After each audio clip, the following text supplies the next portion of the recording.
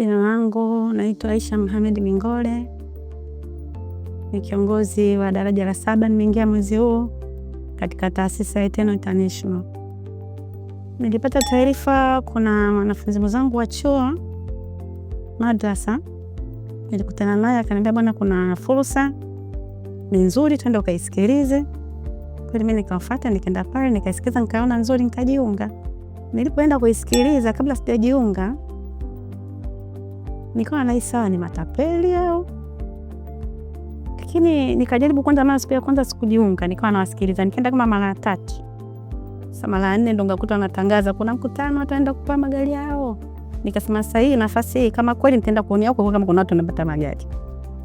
Nikatoa hela pale nusu, nikaenda. Nilipofika kule nipoona ni kweli, ndo nikajiunga.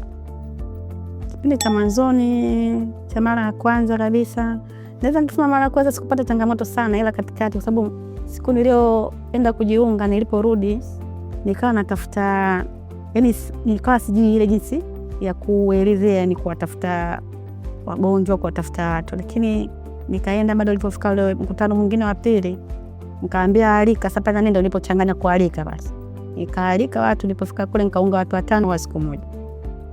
Shukuru Mungu, mafanikio niliyopata. Nilikuwa naishi kwenye nyumba ya kupanga, lakini baada nilipoanza tu kufanya kazi nikajenga nyumba yangu, japokuwa vyumba 2, nikahama nikaa naishi huko, na hivi leo nitakayoipata naenda malizia ujenzi wangu.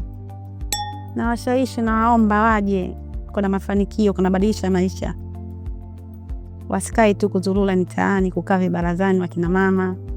Waje tena kuna hela, kuna badilisha maisha. Kwanza namshukuru sana kiongozi wa Eternal kwa kutuletea hii kampuni. Maana ilikuta tumechoka, lakini kila mtu sasa hivi mzee lakini anaonekana kama kijana. Tunamshukuru sana kwa hilo.